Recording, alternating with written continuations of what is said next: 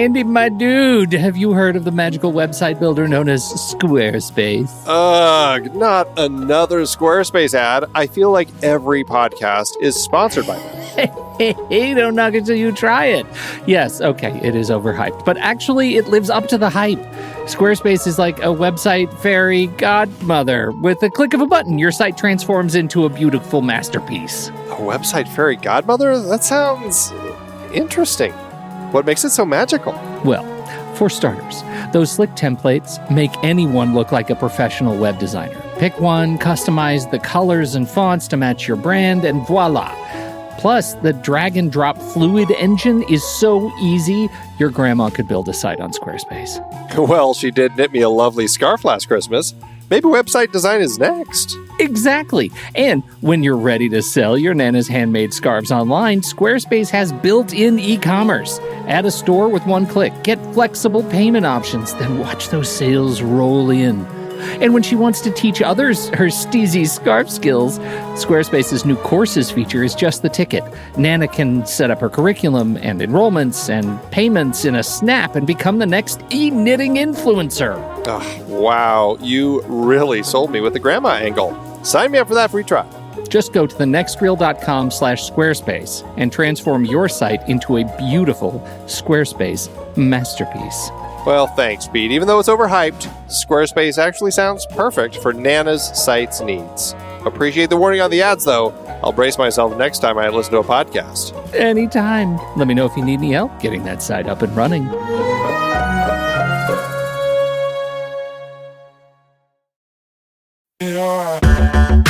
Andy, can you believe we've almost hit 700 episodes of The Next Reel? I know, it's crazy. And with all the other episodes in our family of podcasts, we are well over 1,200 episodes of movie conversation. It's really pretty amazing that we've gotten to have these in-depth movie chats every week for over a decade now. And we couldn't have done it without our loyal community of film fans. Their support over the years has meant so much. For sure. That reminds me, we should give the merch store a shout out. Buying shirts from thenextreel.com/merch is a great way listeners can continue to support the show. Plus, they get to sport our great designs. Absolutely. I think sometimes folks forget we have a variety of shirts, mugs, phone cases, and more available. In fact, a great place to start is with a shirt sporting the Next Reel's logo. We also have that classic Fast Times Spicoli Surf School tee, or the weirdly popular Rusty's European Tour shirt. The one from National Lampoon's European Vacation. Why is that so popular? Search me, but we have sold a ridiculous number of those. I guess there are a lot of Rustys taking trips to Europe? We're always adding new designs based on movies we've covered, like our brand new design for a streetcar named Desire, featuring a streetcar named Desire. So if you want to rep your love of TNR and films, head to thenextreel.com/merch. Every purchase helps us continue to have these weekly in-depth conversations. So visit thenextreel.com/merch today. And as always, thanks for listening and being a part of the Next Reel community. We've got lots more great movie chats coming your way. Why would anybody watch a scum show like Videodrome? Why did you watch it, Max? Business reasons. Sure. What about the other reasons? I'm Pete Wright. And I'm Andy Nelson. Welcome to The Next Reel. When the movie ends, our conversation begins. Videodrome is over. Long live the new flesh. Max Wren is a victim. I woke up with a headache. He has been exposed to Videodrome. I'd been hallucinating for a while, ever since... What? Since I first saw Videodrome. His brain is already receiving video images. I think that massive doses of Videodrome signal will ultimately produce and control hallucination to the point that it will change human reality. All right, Andy, Videodrome. Now, this is one, again, that both of us had seen prior, right? Yes, indeed. All right. When's the last time you saw old Videodrome? Is this one you put on occasionally on the old Laserdisc? No, I've never owned this. I only watched it once I rented it because it was one that I'd always heard about. And I can't remember what spurred me on to check it out. I think finally I just watched it. It's probably in the last 10 years or so. And I thought it was a pretty interesting movie. Definitely some interesting imagery throughout. Definitely something that fits well in the body horror side of Cronenberg's works. And I think that he's saying a lot with it. So it's an interesting film to check out. Is it my favorite of Cronenberg's films? No, but I think it's a very interesting one that's definitely memorable. It sticks in your head. This film does. I made a joke with myself, and I was feeling really pompous about it. Because I read somewhere in one of the reviews as I was prepping for this film that they called, based on this film, they called Cronenberg a thinking man's genre filmmaker. And so I wrote in my notes, what is he, the nightmare Marshall McLuhan in a director's chair? And I was feeling super pompous. And then I read that, in fact, Marshall McLuhan was actually a lecturer of Cronenberg at University of Toronto, where he went to school. And suddenly my joke felt really thin because, in fact, he is Nightmare Marshall McLuhan in a director's chair, and it's straight up not funny. He's really seriously taken that role very seriously. This is a film that wants us to talk about these major cultural shifts that come with each new wave of enabling technological forces. And in this case, we happen to be right around the time of the of video cassette, mass media, mass television. Television is the new teat from which we get our intellectual nourishment, and that nourishment is thin. Do you feel swayed? Have you decided to hang up the podcast because enough media? No, we don't need any more. Yeah. Cut it all. Yeah. That's an interesting question. I actually, he's saying some interesting things here about media and this need to feed, suckling on the teat of it, as you so aptly described. It is this thing that has come into our lives, and working in the industry, it is interesting to see our protagonist here, played by James Woods, as a CEO of a cable company that's trying to find edgy material to kind of stay on the cutting edge so people want to watch their network. It had been kind of softcore porn, but now he's looking for that next big thing. And I felt like this is conversations that we are constantly having with networks when we're trying to pitch shows and stuff. It's like, it's this is what they're doing. They're trying to find that next big thing. And you can see the shifts in the industry as somebody finds something that really taps into society and everybody loves it. And then everybody tries to jump on that bandwagon to figure out, okay, what can we do that was kind of still riding that wave? And it's this constant and crazy frenzy that is going on in the industry.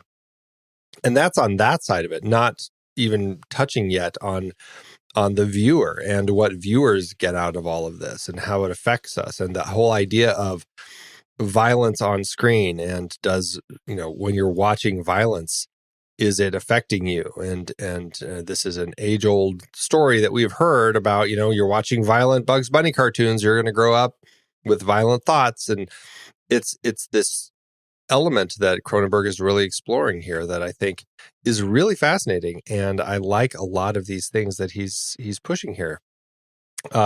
Does it make me want to quit the industry and run fleeing and throw all of my viewing devices away, especially now that it's gotten to a point where everybody's carrying around at least one, if not more, viewing devices around constantly and constantly looking at it. It was a very prescient kind of storytelling here, and watching this film, I think, is just more and more relevant in today's society.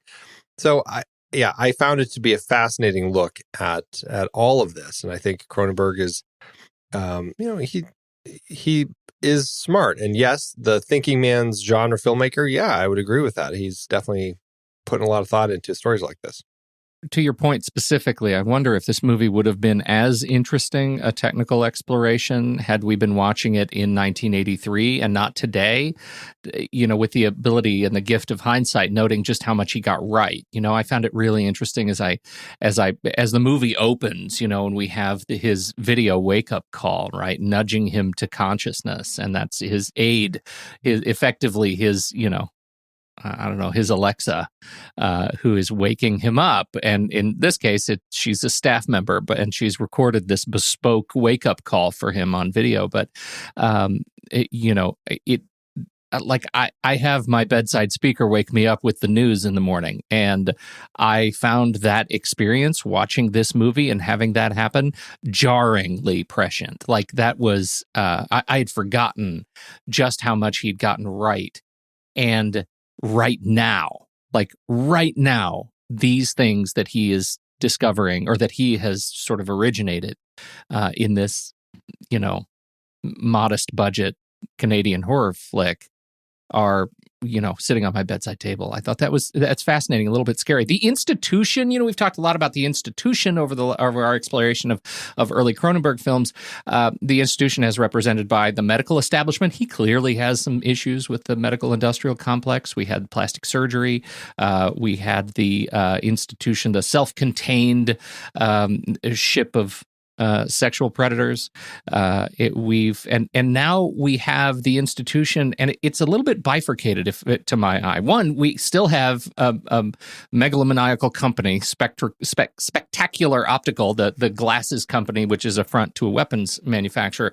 We also have this sort of air quotes institution that is not medical psychological care and its malevolent impact on communities, but the media industrial complex, right? And he's added this sort of religious element where there's this like way house where, people who are stricken and poor and hungry living on the streets come and they watch TV in these little booths. I thought that was such an interesting way to poke at this idea of mass media mind control that he clearly likes a lot and has explored in these other films that we've talked about.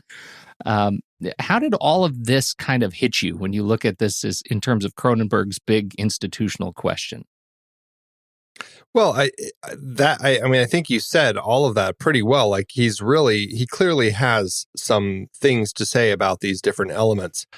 I think definitely this idea of media and the way that the media is controlling people, not just controlling people, but providing an outlet. I think it's more providing an outlet for people but as a way to kind of,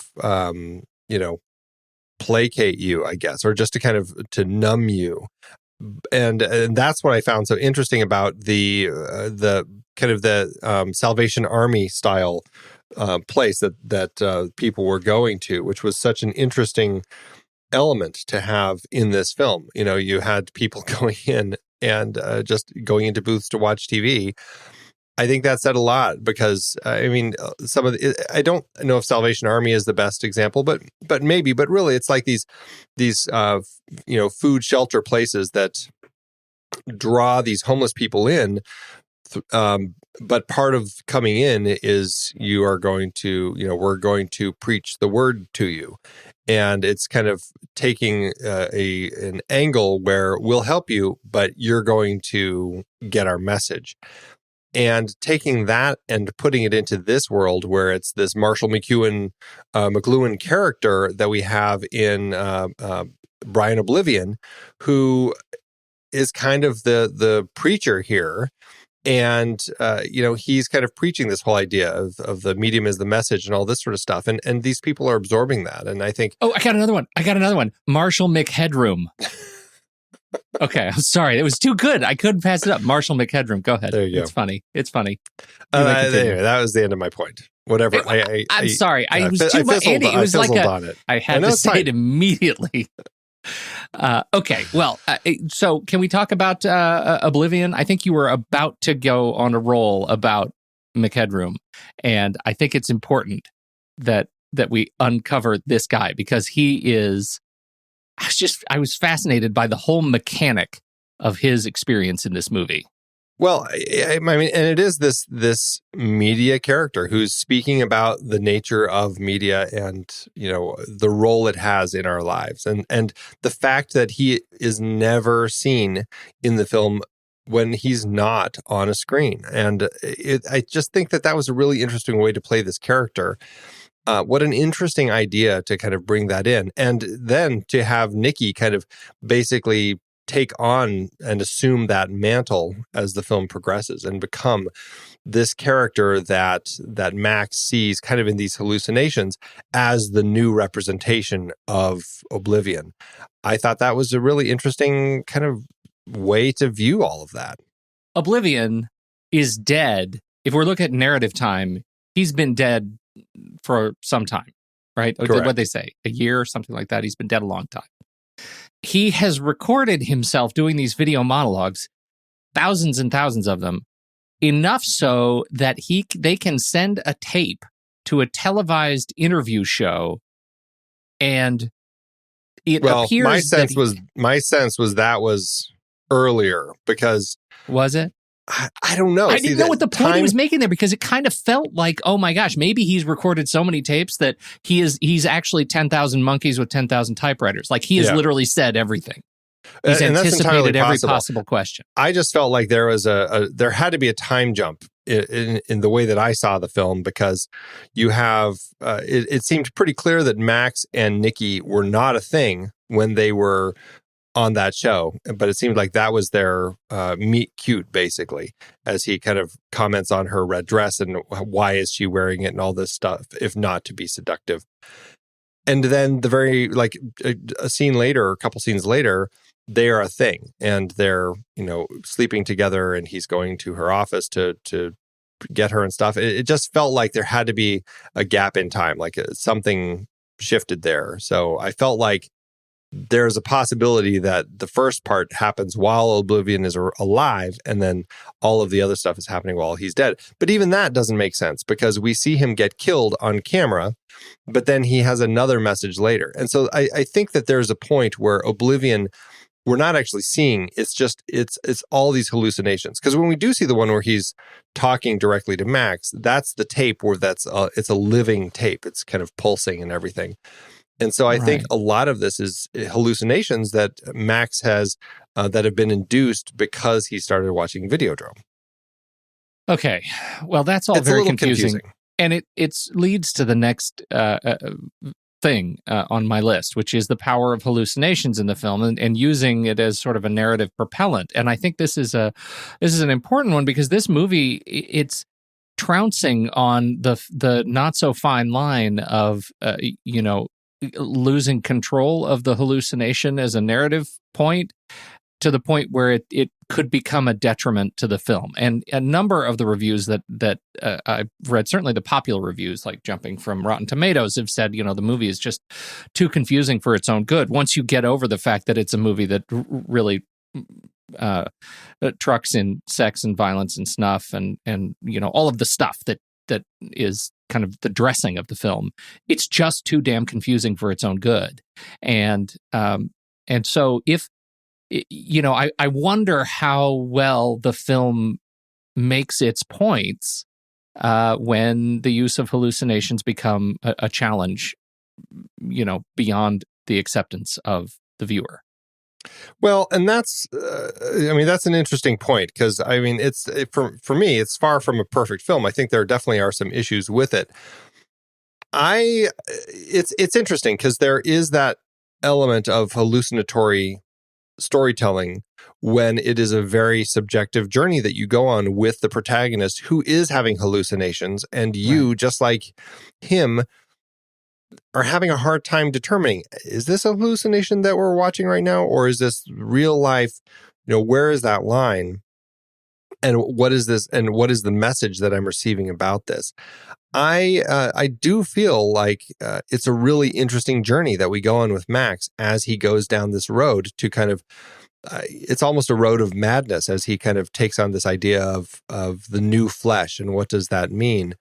And it's hard to say what it really means. But I think that's where, for me, the film does get a little muddled, trying to figure out, how does that fit into the message of what Cronenberg had been saying up to this point with the new flesh and the hallucinations, and what the idea of Videodrome is supposed to be doing. And as we get to the end of the film, and these hallucinations basically lead Max to kill himself, is there a new flesh after that? Is new flesh like a rebirth in some sort of technological a way that possibly Brian Oblivion found?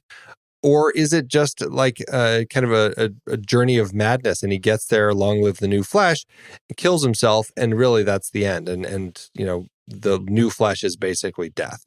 And yeah, it's a little muddled. Is a response to that I think it makes the film both more challenging and more interesting to me.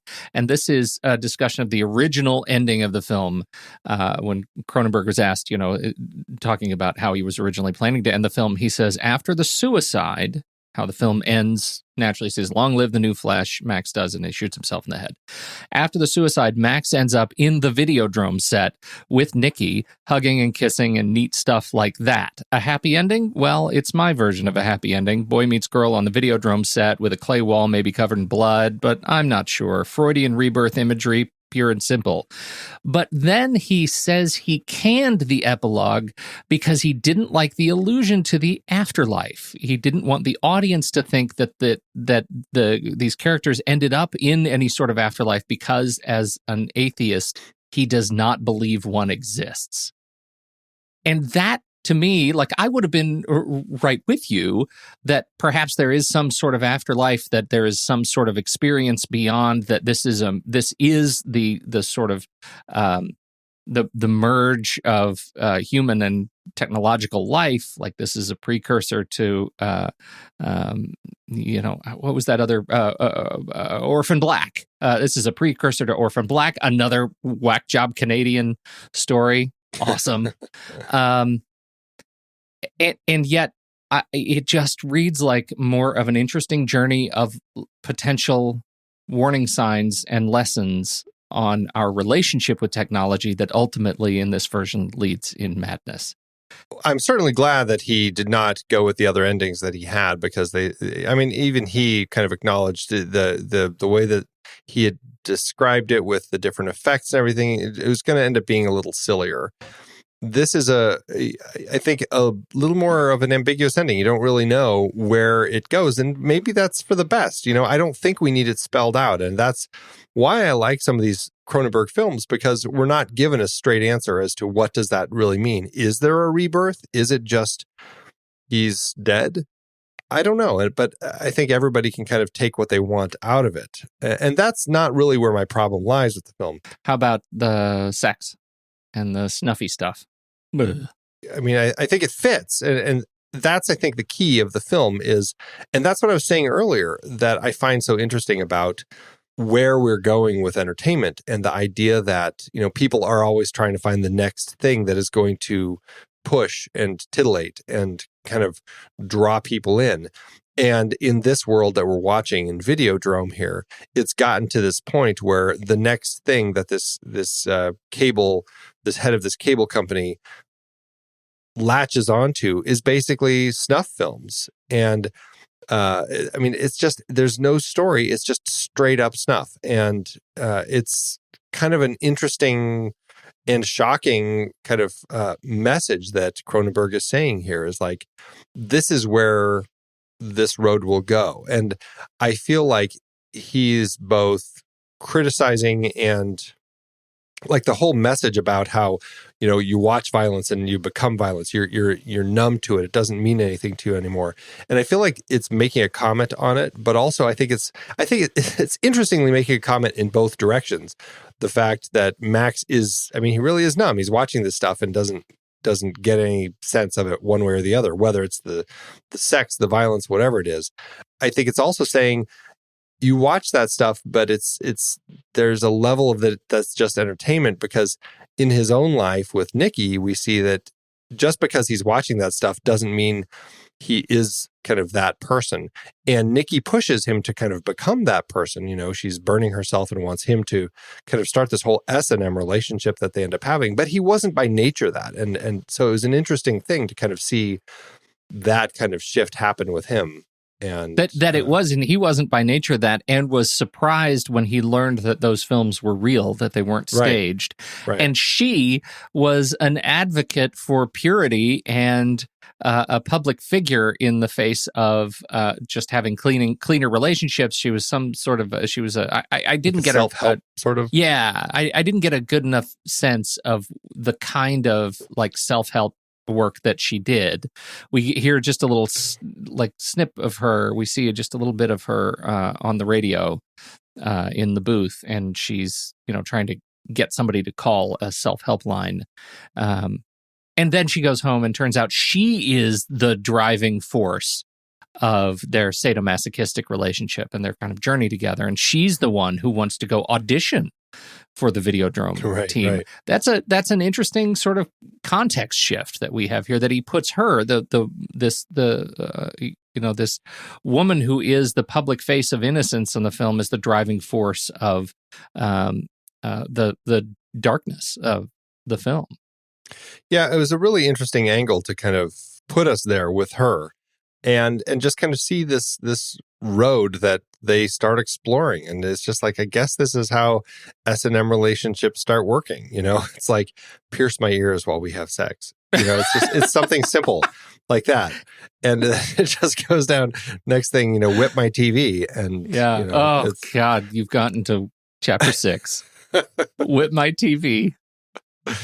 Oh, that'll give us the adult rating on the show for sure. Goodness.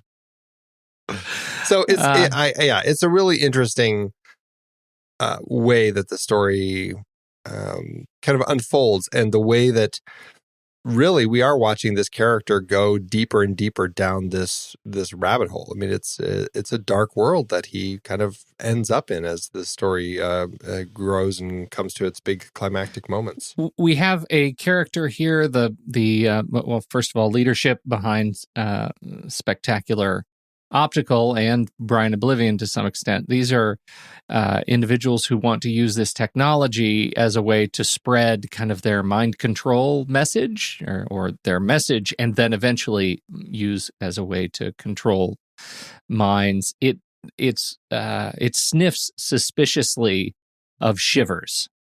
I just got this feeling. Here we are. We're exploring the maniacal genius and his efforts to control the populace. Did you catch that? So, and it's an element that is like another area that I felt was a little unclear. Could have used a little more work in the way that the story unfolded, because it's like, okay, so is this guy a bad guy inherently? The Convex, the one who kind of runs Spectacular Optical, is he really trying to help people and kind of cure the world of these ills, that the kind of the video world that people are inhabiting? Or is there a good side to him, or is it just kind of bad? Where does this land? Because I didn't really get a really good sense of kind of that element of this. Did you? It's interesting because when we meet him, we are already in the cycle of hallucinations, right? Correct. Like, we're already past the point in the film where we can trust what we see explicitly. And that, I feel like, toyed with me this time. Like, I really wanted to figure out like who's good, who's bad, whose intentions are sound, and whose are ill, and I couldn't get it. I did feel like we had this bit in the basement, that weird basement where Convex puts the helmet on Max and tries to record a hallucination, where the fantastic VR headset. Yeah, right. He was dabbling in sensitivity, right? You could feel like Convex was at least playing the part of, the guy who wants to help one another, to help Max. Like he really wants to learn about and try to solve this problem. But the fact that he is working and researching in this area that does these things to these people's brains is enough to make him the antagonist of this thing. Like he is the definition of the evil corporation that we talked about on Saturday Matinee last week. Like he's the bad guy. Yeah, it's just, but there's an element like he's the bad guy, but he's trying to help society, right? Like he's trying to cure society of these violent ills. Yeah, I don't know. It's, and maybe he's just going about it the wrong way. Like, is that assistance, right? Having this a brand leader actually try to cure you of what he perceives as. Well, yeah, no, but I mean, to that end, he very much is like the proselytizer, yeah. The on TV, although he's not the one on TV, but he very much is, and you get a sense of that, kind of that spinster, like when he's at his big, the big convention, the big convention, the sales meeting. Yeah, it feels very much like he is that sort of guy, and so to that end, yeah, I feel like he is pretty much portrayed as the bad guy. But I feel like, okay, bad guy, but maybe he was going into it with good intentions or, and just kind of fell down this rabbit hole. Because I really felt like there was that element of that TV evangelist with that character that felt like he really believes he's helping people, but I don't know if he actually is, Yeah. And so it's an interesting element to also bring to it. But I think it also ended up kind of muddling some of those elements for me.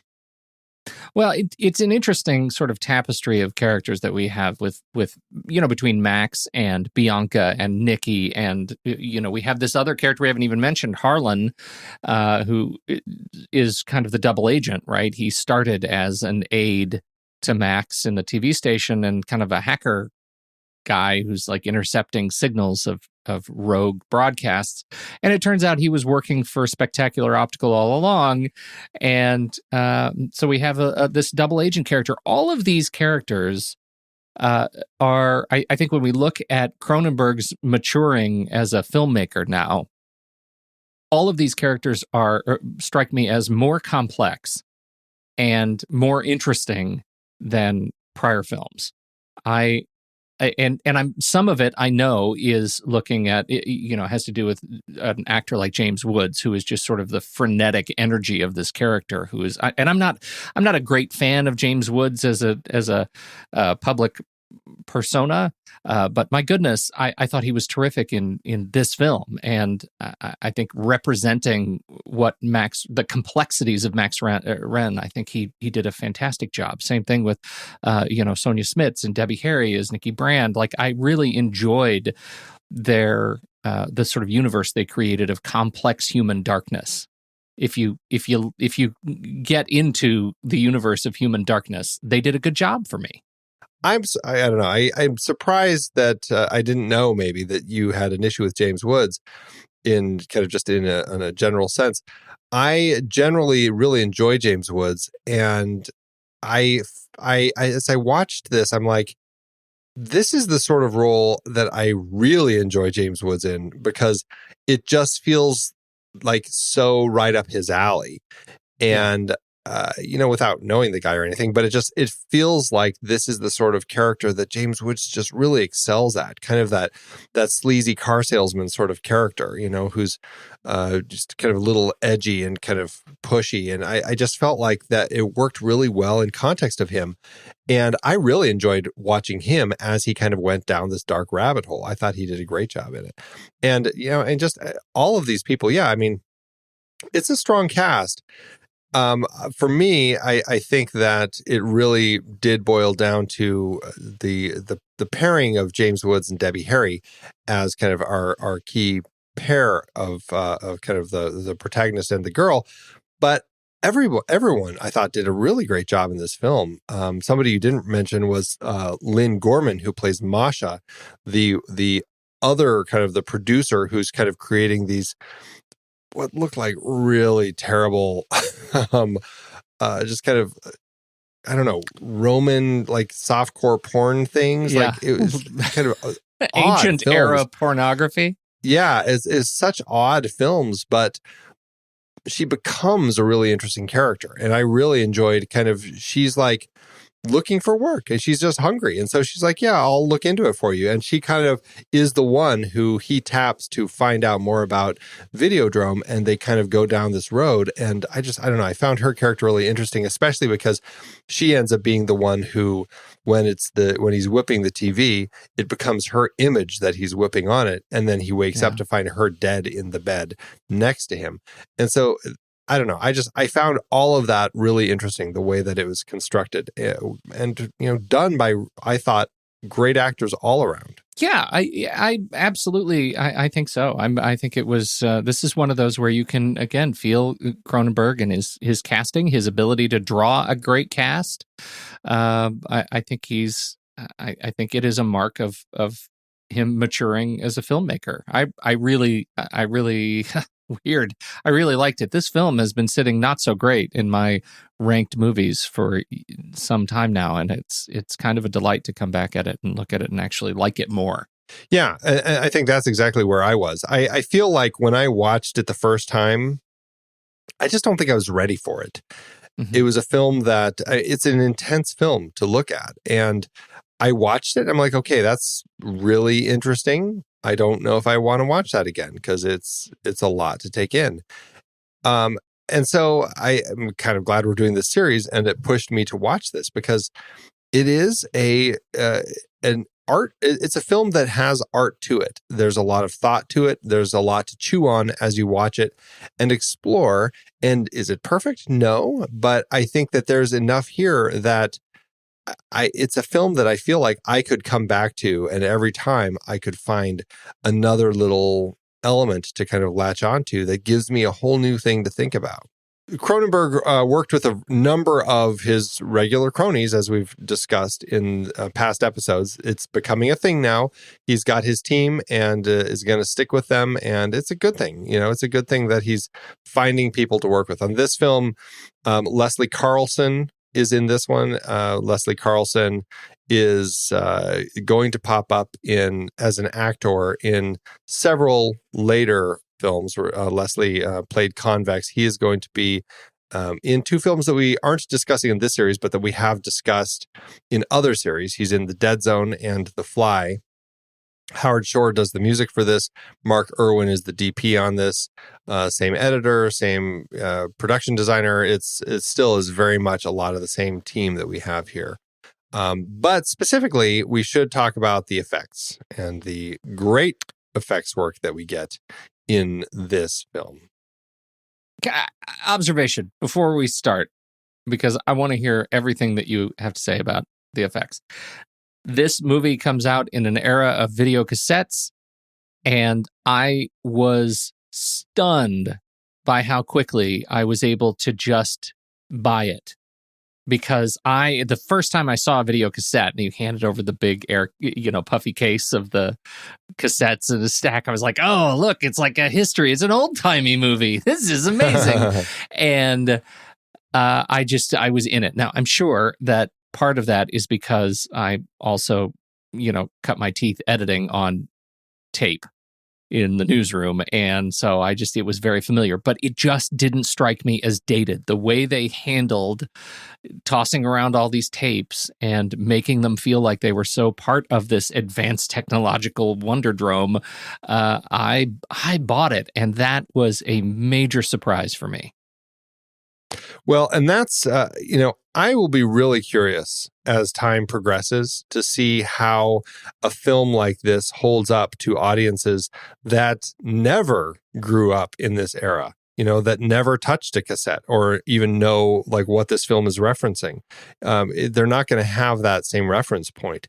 And so it's interesting. It'll be interesting to see, like, as our kids get older and they look at films like this, not have it's like, films with old phones on the wall. I mean, at least those made more sense because you can see, oh, the person picks it up and they talk into it and all that sort of stuff. But without the context, do you think that's going to create a weird shift in going back to a movie like this? Yeah, if you don't have that point? I wonder because my hunch is that the kids, I look at my kids, and I should tell you, as a parent, I did not watch this movie with my kids, either one of them. Probably good. So I don't know what choices you made, but I was a great parent on this one. My hunch is you can usually assume if you didn't do it, I probably didn't do it first. Somebody put that on a shirt. I didn't, and my hunch is that they would just that the idea that it was something that's as arcane as a video cassette tape would just sort of evaporate for them too. That they would look at it as some foreign technology that they're able to stick into the stomach player and transfer data. It's effectively the Lucy USB key, and then move on with the story. That's my hunch. I hope that that's the case because I liked it.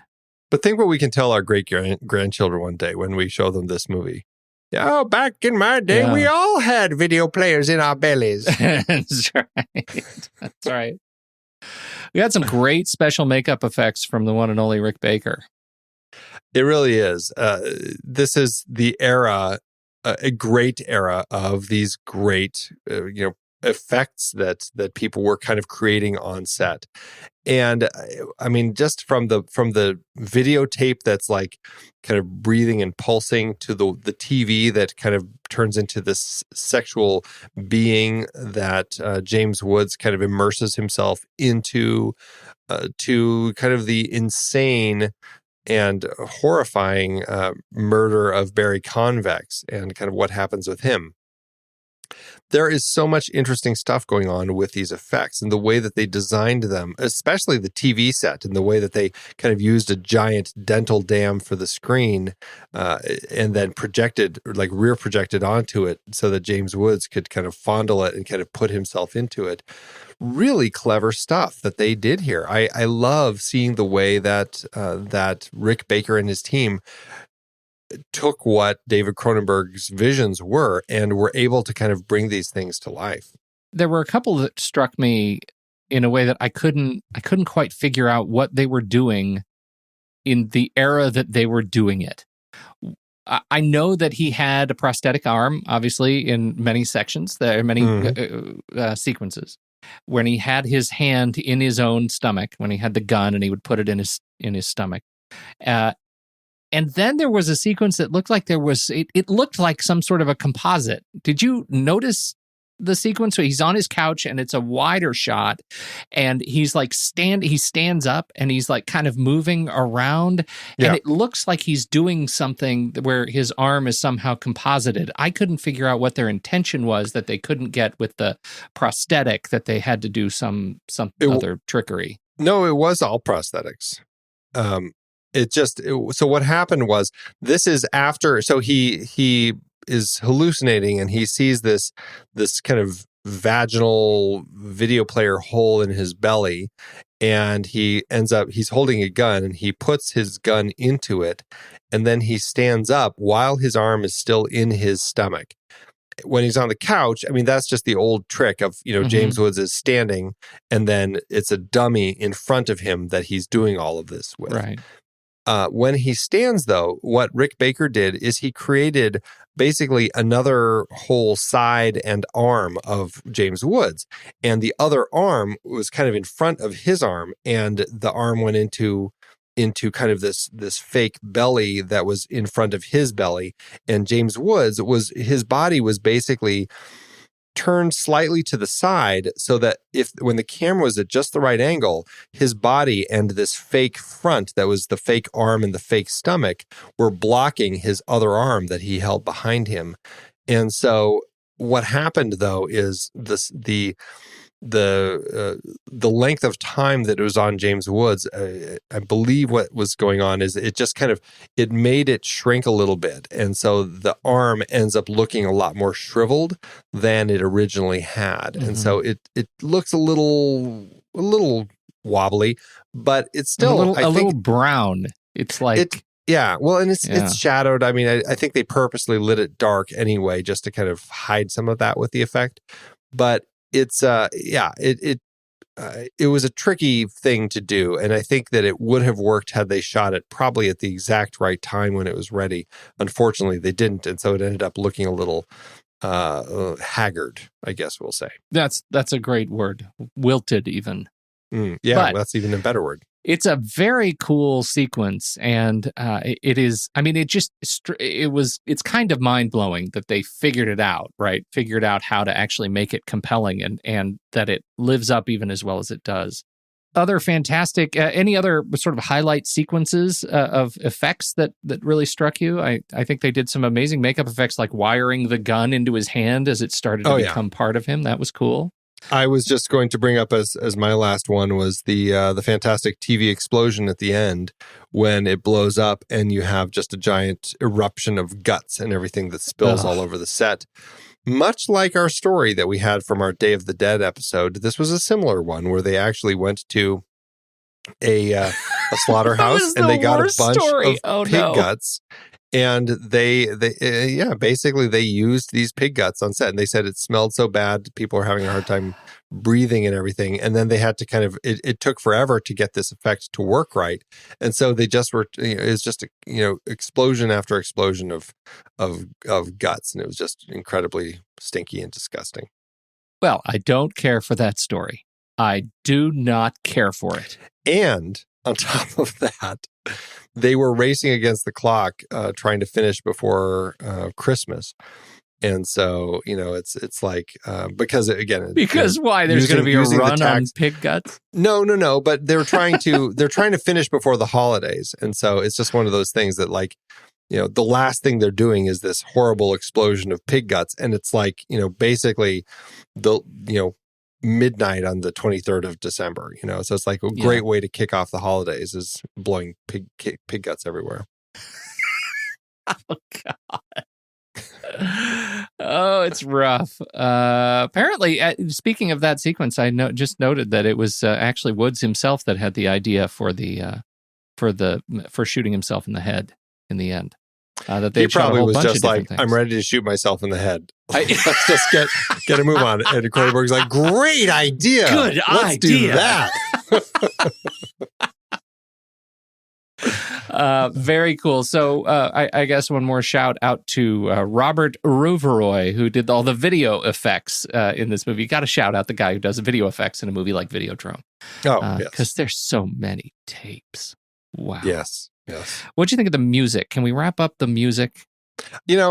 Howard Shore is fantastic, and he does great stuff when he's working, period. He does great stuff, period. But with Cronenberg, he's working at a kind of a different level. I think he gets very Cronenbergian with his scores, and this one was a great example of a score that really begins more orchestral, and as the film progresses, becomes more electronic. And I think that is a great way to define kind of this story and uses the music in a way that works well in context of what the story is. Ideas are. And also it wore on me. I found myself energetically exhausted on this one. I'm not saying it's like easy. I know listening. what you listen to it as you go to sleep at night. It is a tricky listen. I just think in context of the film, it works. It's not my favorite of the scores together, but I think it absolutely works 100% in the film here. I'll give you 96%. Okay. Yeah, maybe 98. 95. It's 99. It's a hot 94. We're doing exactly what you're not supposed to do when you're you're negotiating. 101. Is that what we're doing? 101%. I got a lot more room in the basement, baby. How'd it do in award season, Andrew? This is not a film, unfortunately, that worked for a lot of people at the time. I think if it came out now, I don't know. If it came out now, it probably would have just as many issues. But I think over time, it's the sort of film that is a slow burn, and eventually people click with it. I just think when it comes out, it's a tricky one. But it did still have 3 wins, 7 other nominations. At the Brussels International Festival of Fantasy Film, the acronym is BIFF, which I think is just fantastic. Oh, yeah. David Cronenberg won for Best Science Fiction Film, tying with the film that I just love this name, Bloodbath at the House of Death. He tied with that then. I just wanted to watch that film now just because the title is so fantastic. I've never even heard of that film before, but now I want to watch it. Let's see. 6 scientists arrive at the creepy Headstone Manor to investigate a strange phenomena, which was the site of a mysterious massacre years earlier where 18 guests were killed in one night. No, I'm scared. Ray Cameron. I'm moved. Well, let's put it in a series. We'll talk about it soon. Bloodbath in the House of Death. Oh. I know. Let's see. Mark You Irwin know what? That's won, a series. That's a series of great houses in movies. The House of Death. Great The House of houses. Wax. Right. House of Cards. House of Cards. Got some Mammoth in there for you. Mm-hmm. Let's see. Mark Irwin won Best Cinematography in a Theatrical Feature for this at the Canadian Society of Cinematographers Awards. And, of course, the Genie Awards, the Canadian Oscars. David Cronenberg won. In fact, he tied Best Achievement in Direction. This is funny. He tied with Bob Clark for A Christmas Story. So completely diametrically opposed to this particular film, which I think is fantastic. The other nominees at the Genie Awards, we had Sonia Smits, who was nominated for Best Performance by an Actress in a Supporting Role. She lost to, this is going to be a lot of Canadian films that neither of us have probably heard of before. She lost to Jackie Burroughs in The Wars. Are you familiar with The Wars? Neither am I. Oh, you made your point. I made my point. Next up, we have Carol Spear nominated for Best Achievement in Art Direction. She lost to Jocelyn Jolie for the film Maria Chapdelaine. Is that how you would pronounce that in French? Chapdelaine? I don't know. Well, I'm not looking at it. Anyway, she lost. Cinematography, likewise, Mark Irwin was nominated, but also lost to Maria Chapdelaine, however you say it. We have, we already talked about David Cronenberg. Ronald Sanders was nominated for Best Editing, but lost to the Terry Fox Story. Peter Dvorsky and Leslie Carlson were both nominated for Best Performance by an Actor in a Supporting Role, but both lost to Michael Zelnicker for the Terry Fox Story. And last but not least, we have David Cronenberg was nominated for Best Screenplay. And in this particular case, he did not tie with the team at A Christmas Story. He lost that one. But still, Best Achievement in Direction for Cronenberg. I think that's a good sign. So, well, it's a good sign, but what does it portend for the box office? This is one of those movies that marks a turn for him, right?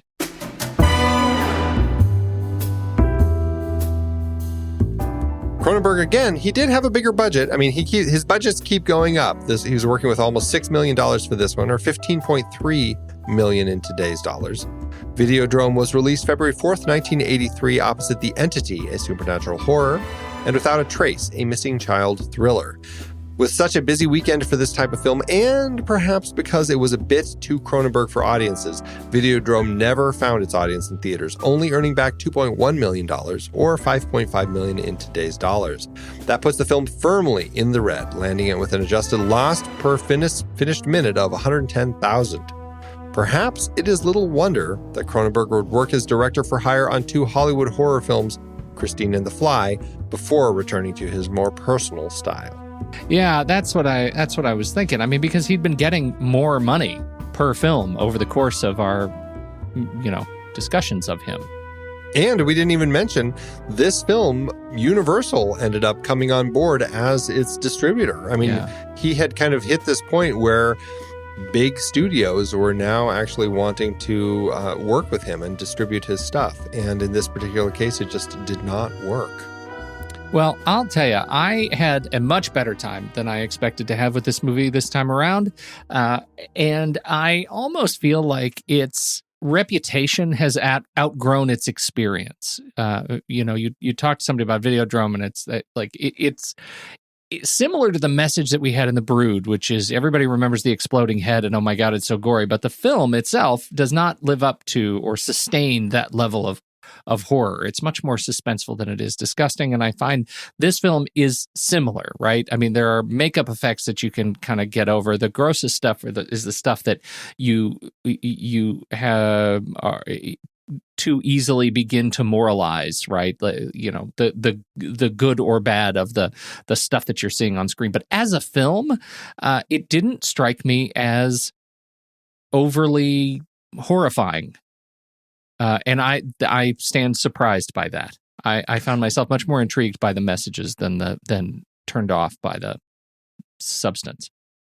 Yeah, and especially for a film that, you know, the ratings boards had some time with, not just here in the States, but also primarily actually in Canada, but just the stuff that they made him cut because they found it to be too much.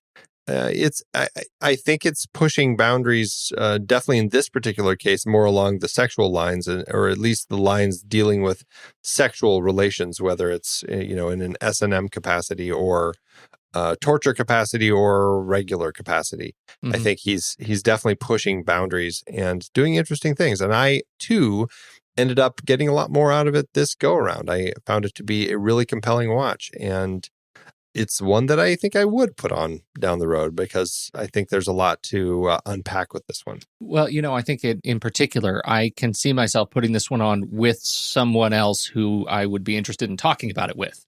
You know, like us. Like, this is a film that I think is made better as a result of a discussion.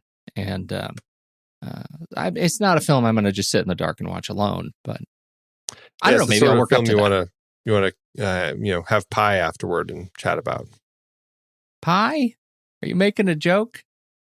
I don't know. I was debating if there was a joke in there that I needed to push for, but we're just going to let that hang. I never quite. Yeah.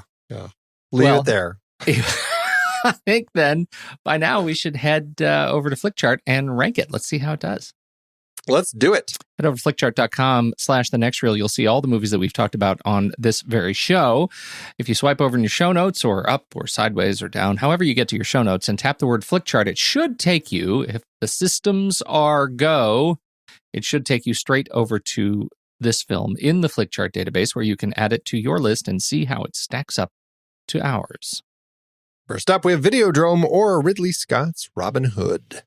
Interesting. I'll take Videodrome. Would you? Mm-hmm. How hard? Well, here's the thing. Long live the flesh hard?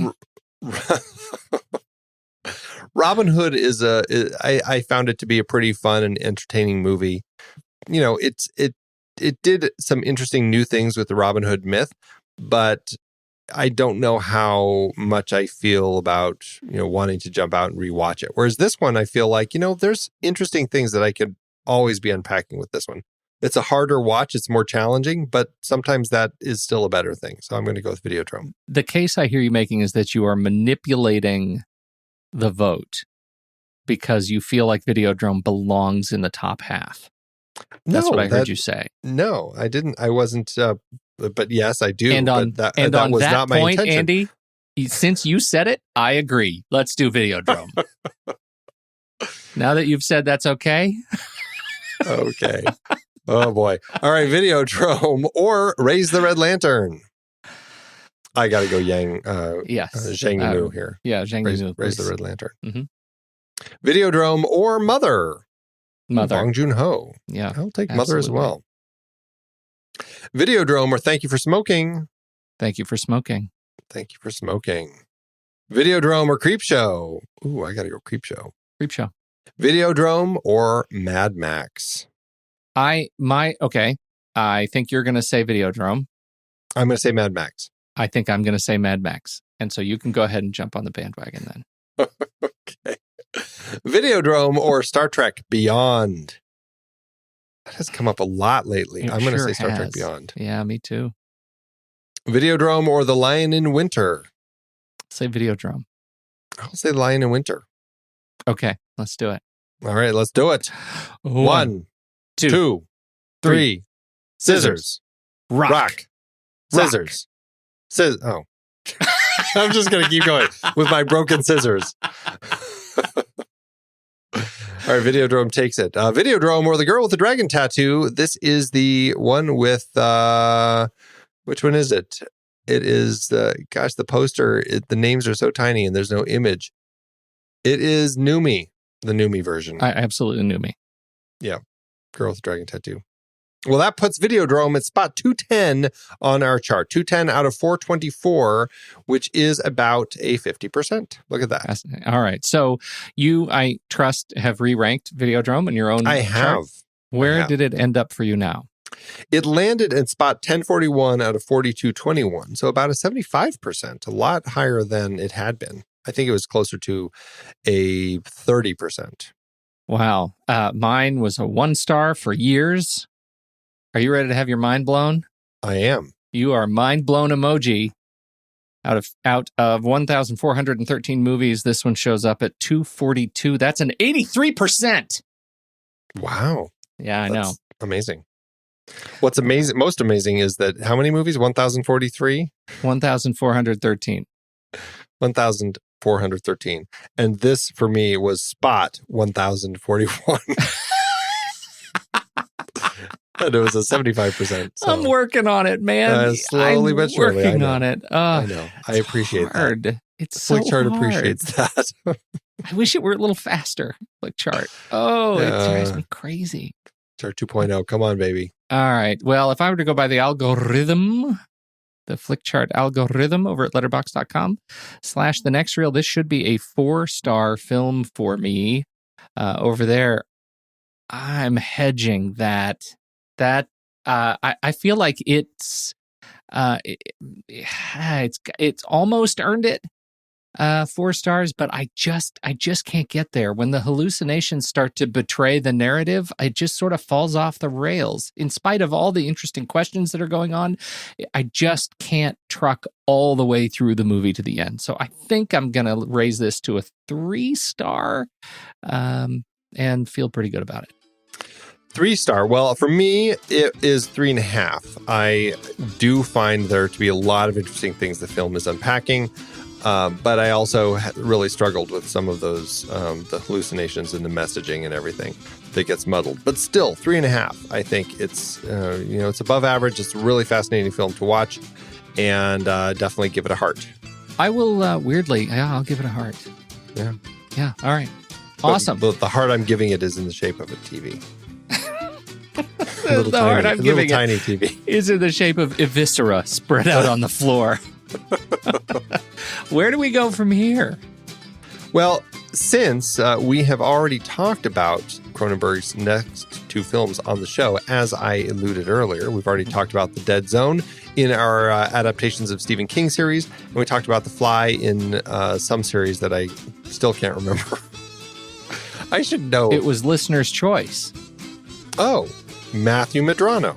That's right. As soon as you said that, I knew exactly. Totally. Sorry, Matthew. It was a great I totally choice. should have known that, yes.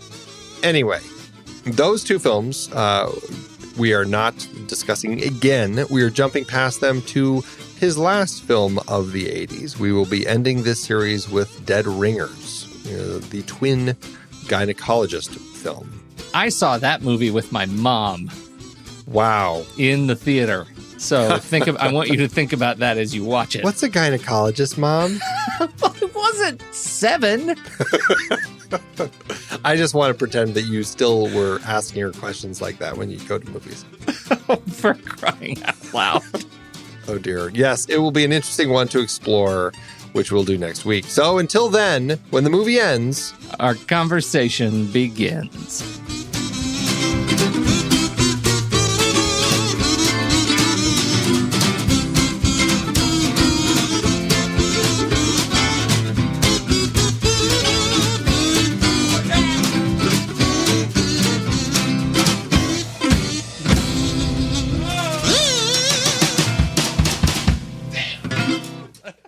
Amazon giveth, Andrew.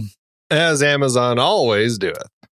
Oh, Andy, I'm so torn. There are gems in them there hills. There are some interesting. This is one that's not loaded with. It's not loaded, but there's some in there that are really exceptional. Can I start because I have my family namesake. Yeah, Paula Wright. Oh, look at that. I don't know Paula, but I feel close to her. She says... That's because she's next to you. I see her in your video. She's behind you, Pete. Get out of my office! Paula says, guaranteed to bring up your TV dinner.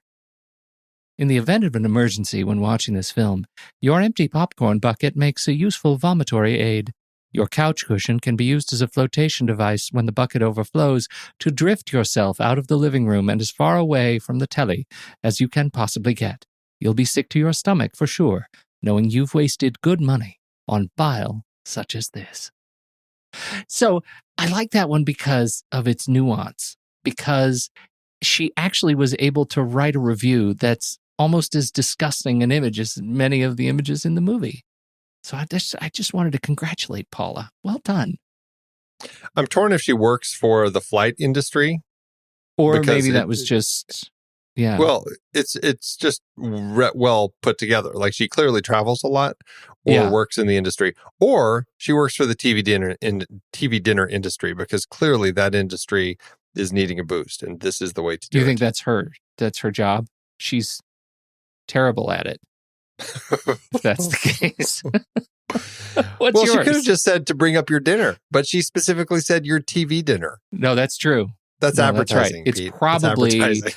It's probably some sort of chicken fried steak variant. That's a common TV dinner. I was thinking more of a sirloin steak. Sirloin, perhaps, maybe a mac and cheese with little ham bits in it. That's good. Ooh, yes. Mm-hmm. Oh. Well, now that we have that image in our heads. How's yours? Mine is from Aaron H., who gives it a 1 star, who watched it on VHS tape and said, bad tape. Tape didn't work. And I would just like to say, in context of this film, I think this is an actual review, and I think he was hoping that it was Videodrome and that this tape would take him down a hallucinatory journey, and it didn't do what he wanted it to do. That's what it was. That's what this review is saying. I totally get it. No tumors, no hallucinations, and the gun that he's holding is definitely not hardwired into his wrist. And he keeps hitting it on his belly, but it won't go in. It won't go in. It won't go in. Thanks, Amazon. It's hard to believe we have been having in-depth weekly conversations about movies since 2011. Oh, you're telling me. Producing this show week after week is so much fun, but it does require a ton of work behind the scenes. If you'd like to help support our efforts, one easy way is by using our Originals page when shopping for books and movies that we've covered. Your purchases made through our links give us a small commission at no extra cost to you and allow us to keep having these great discussions. We are highlighting adaptations from Season 9 over at our Originals page, thenextreel.com/originals. That's the site where listeners can purchase the source material for all of our adapted film discussions. We had a big Robin Hood series this season, looking at 9 different versions on screen. Many were likely adapted from Howard Pyle's The Merry Adventures of Robin Hood, including Douglas Fairbanks in Robin Hood, The Adventures of Robin Hood, Disney's Robin Hood Prince of Thieves, and the 1991 Robin Hood, and Ridley Scott's Robin Hood. Robin and Marian was specifically based on the ballad The Jest of Robin Hood. And we really don't have too much to say about Robin and the Seven Hoods. We talked Dead Ringers for our David Cronenberg series adapted from Barry Wood and Jack Geislin's novel Twins. Have you checked out that show? You know, I haven't, but I've heard great things. 2 comedies from our Steve Martin series were adaptations, Pennies from Heaven from the BBC series, and The Lonely Guy from the book by Bruce J. Friedman. The Best Little Whorehouse in Texas was part of our Colin Higgins series, adapted from the Broadway musical. Spike Lee brought us Black Klansman from Ron Stallworth's memoir. And we looked at a trio of John le Carré adaptations, The Spy Who Came In From the Cold, The Little Drummer Girl, and Tinker Tailor Soldier Spy. Plus, all 3 movies in our Agnieszka Holland series were based on books, Europa, In Darkness, and Spore. La Cage aux Folles and its remake The Birdcage both came from Jean Poiret's original play. We also talked about Arsenic and Old Lace and Charade in our Cary Grant series. All of these were based on other material, and it is all available on our Originals page, thenextreel.com/originals. Every book purchased supports the podcast. Get the full list of adaptations we've covered and start your next read today at thenextreel.com/originals.